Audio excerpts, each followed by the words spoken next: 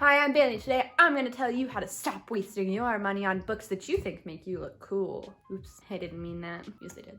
If you want and have the means to buy books, then do, because the authors get these things called royalties from when you buy their books from a bookstore. Then they get money, which is great, because if you're anyone except for she who must not be named, that money means a lot to you. So do that. Also, if you can, buy from small bookstores rather than, the big chains. I would rather you borrow. I didn't say that. Don't do that. You should go to the small bookstores because that also helps them. We love small businesses here. Yay, small businesses. So I, however, am a broke college student who can barely afford textbooks, nevertheless fun books.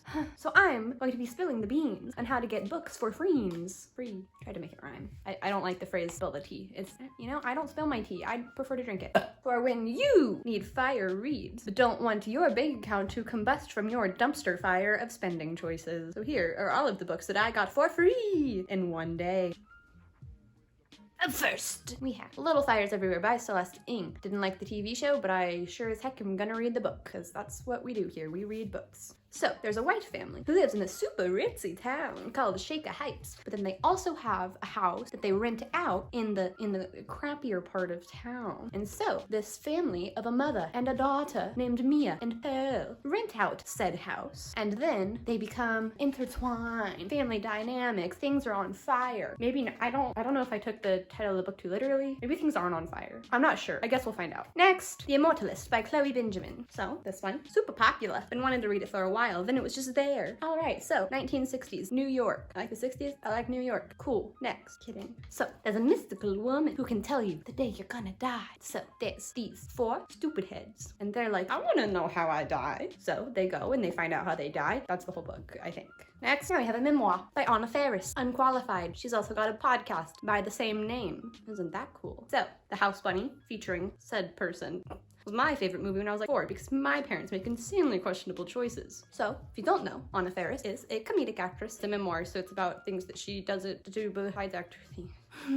Next, don't judge a book by its cover, but I sure as heck did. Look how beautiful it is. You might be saying, now Bailey, how did you get this far in life without owning or reading 1984 by George Orwell? And I'm gonna tell you how. My sister took my copy all the way to LA. I never got to read it because I was in on-level lit classes because I'm a stupid head. So now I have one, and it's pretty. Anyways, so this is a dystopian novel about dystopian things. There's cameras in people's houses, and the government can spy on you. Isn't that kind of like 2020? I mean, I guess before 2020, government's been spying on us for a long time. This video's gonna get taken down if the government sees this. Shh, it's a secret. Next, Wicked, The Life and Times of the Wicked Witch of the West. Yes, the one who says, I'll get you, my pretty, and your little dog, too. Anyways, it's by Gregory Maguire. It's a retelling of The Wizard of Oz, obviously. It's about the Wicked Witch of the West. Is it like a memoir? No! What? For some reason I thought it would be. Maybe the Wicked Witch of the West decided to write a memoir for herself, and then she got melted by water, so she couldn't finish writing it. I don't know, I thought that would be a good idea. Hey, Gregory Maguire,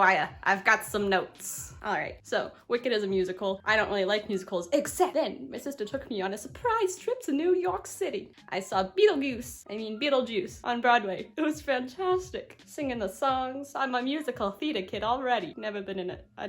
I'm not a musical theater kid. The Beetlejuice show was great, so maybe I like other musicals now. I don't think I will. I'm not gonna go see the musical. I'm not going to, but I'll read the book. Okay, bye. The Wives by Taryn Fisher. Heard this book. It's terrible. It's an absolute train wreck. It's about polygamy. That's all you need to know. Next. That's all you need to know. That's all you need to know. Siddhartha, which I always start with Siddhartha. I don't know why. I mean, obviously, it's spelled TH. I thought it was Siddhartha. Anyway, Herman Hesse.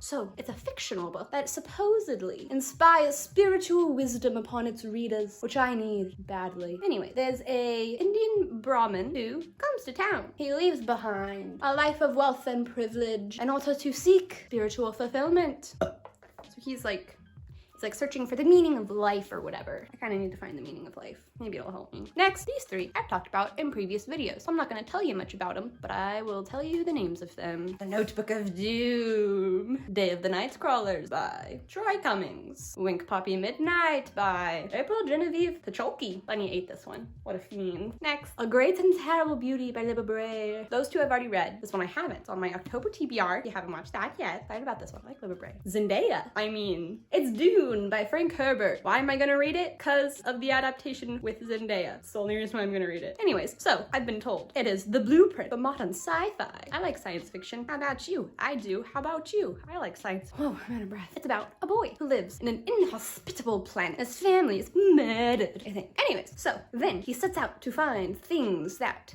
surpass consciousness. Sounds like drugs. Did I say that right? You want to find drugs? This is a drug cartel book. Okay. Sci-fi, planets, drugs. Next, another spiritual book, The Alchemist, Paulo Coelho. It's about a stupid little shepherd boy. That was a bit harsh. Who goes off to find himself. That's cute. Does he find other things too? Like an alchemist? I love alchemy. Let's turn lead into gold. Next, anybody any Kerouac lately? All right. Well, On the Road, Jack Kerouac. So, is this my first Kerouac book? Yes. Is that embarrassing? Yes. But everyone's got to start somewhere. So, it's about a young lad who goes off and finds himself. It's appearing that I need a lot of help. Shouldn't be exposing myself like this on the internet. Next, Slaughterhouse-Five, Kurt Vonnegut. Another very popular book. So, read some Vonnegut in the past. Haven't read this Vonnegut, but I'm going to.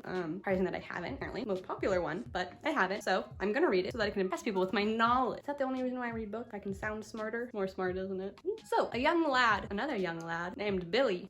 He goes to find himself. Uh-oh. Another finding yourself. It's not great for me. Last but definitely not least, oh, I didn't even know we got this one. It's a Toni Morrison, beloved. I think this one makes you cry. Won the Pulitzer Prize. That's impressive. It's about a woman. What does she do? It's about a woman. She's haunted by the past. There's real ghosts. I think they're supposed to be metaphorical, but still spooky. Anyways, she's haunted by the past and things happen. It's a commentary on race. And yeah, I'm excited about it. I'm gonna read it. Well then, now, I know what you're thinking. She's talked about a lot of books, but what I came here was to find out how she got them for free. Well, I'm gonna tell you, there's 3 ways that I get books for free. Number 1, aside from the actual library, which I know mine is still closed, single cinematic tier. So these books specifically that I've been talking about for the past amount of time are from little free libraries, which are, you know, have you ever seen the little tiny boxes in your town where you open them up? There's a whole bunch of books in there. You just take them. Just take them. It's polite to put ones back that you don't like anymore. Just take them. They're free. Okay. And if you saw my Buzzwordathon scavenger hunt through the little libraries, you would know. It takes a couple of tries to get what you're looking for, but that's half the fun of it. Sometimes you find books you're not looking for, such as these, but then you read them and it's fun. Books. All right. So if you've never heard of a little library, they're like these little mailboxes. Open them up. They're in high foot traffic areas. There's books. You put them in there, then you take them out. You put them in it and take them out. It's like a library, but just like switch them. Tradesies. Okay. Well, on their website, there's a cute little spiel. I'll link down below so you can go read it. Little Free Library is a non-profit for book accessibility. Good, because everybody needs to read books, and they're expensive. One time I spent $60 on 2 books because I had to ship them. Can you believe that? Shipping is expensive. Another reason you should check out their website is because there's a map on it that tells you all about where the little free libraries are in your area. Yeah, like Smokey the Bear. It's that forest vibes. It shows you all the registered little libraries in your area. So look at me. I'm gonna just type in. My zip code here, and boom! Look at all of them. There's so many. You click on it. Oh, look, there it is. Wow, tells you where it is. You go. You get books. You put books there. Boom, you've got books. This is also where I unhaul all of my books. Think that I'm never gonna reread. Put it in a free library. Maybe someone else will like it. I'm also super lame, and I'll come back the next day after I put a book in there, and I see if anyone took it. See if I'm spreading joy. I'm very vain that way. So on the day that we got all of these books, we took a whole bunch of books that we don't read anymore. So despite how many books we got for free, we also gave away some books for free. Isn't that nice? And as you can see by the books aforementioned, there's lots of fun bestsellers you can find in there that are super popular, such as my sister just put Such a Fun Age by Kylie Reed into a little free library. So if you live in Georgia, you could have gotten it. It's probably already gone by now. Psh, you're too late. Gotta catch him fast. I'm also aware that I'm very lucky that I have little free libraries in walking distance from my homestead. However, my sister, not so lucky. She's got to drive when she has free time away from her super busy life of being an unemployed actor. What the fuck, Bailey?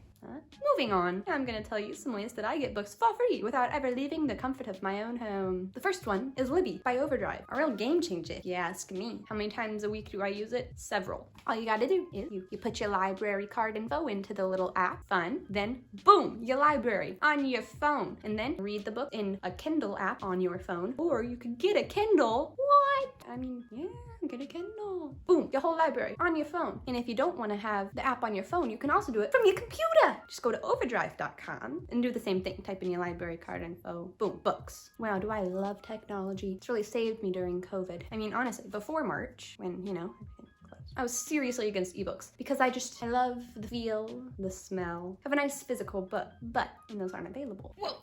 But now I'm a convert, love a good ebook. I read them on my Kindle, look how pretty. And I read them all the time. I actually read them more than physical books now because the library's closed and I don't have money. That's what the whole video is about. Anyways, so right now on my Kindle, I am reading The Wicked King. Is that what it's called? The Wicked King by Holly Black. It's a fairy book. Surprised? You shouldn't be. Anyways, it's the second in a series about fairies. So these also help me read more because I mean, the books are just right there. I mean, like right there. And there's all the books. They go. Sometimes the books are not available right away, just like the actual library. You have to put a hold on a book, so you're on the wait list. Usually not that long, and like whenever it says how long it is, it's usually quicker because people never actually take the whole time to read the book. Like, also, if you couldn't tell by how many people watch my videos, this is not sponsored by Libby. However, I would marry Libby. Legalize book marriage. Okay, last but not least, we have NetGalley, where you can get free and early access to ebooks for just the exchange of a little review. If you're like, I don't review books on Goodreads or YouTube, just start. Just kidding. There's a whole section called Read Now, where no matter how many reviews you've written, you can read the book now. You should still leave a review for said free book that you finished reading because on NetGalley, there's a score. And so the higher your score on NetGalley, which is made by if you actually read and review the books you say you're going to, the more likely you are to get to pre-read books that are not on the Read Now tab. If you're like, why would I do that? Popular authors like Casey McQuiston of Red, White, and Royal Blue, Talia Hibbert, who wrote and is still writing the Brown Sisters trilogy, Becky Abertally, who wrote Simon vs. the Homo Sapiens Agenda, and Kristen Hanna, who wrote The Nightingale and The Great Alone. They have books that are there for pre-reading by the right reviewer, meaning that you have to get approved to read these more popular books. But it's something to work towards. And if I like anything, it's setting a nice little goal for myself. Because otherwise, I will sleep for 20 hours at a time. Yeah, she's done that. I have done that. I'm not proud. I don't know, I think it's a pretty big accomplishment.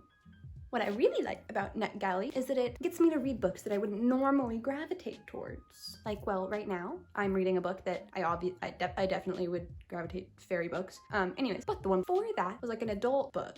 I'm an adult. So there you have it. Books for free. When I do that, the air goes in and out of my lungs. Weird.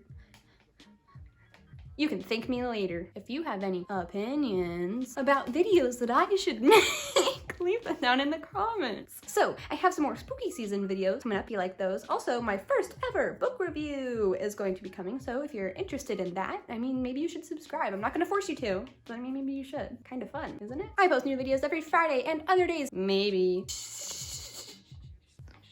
This isn't going well!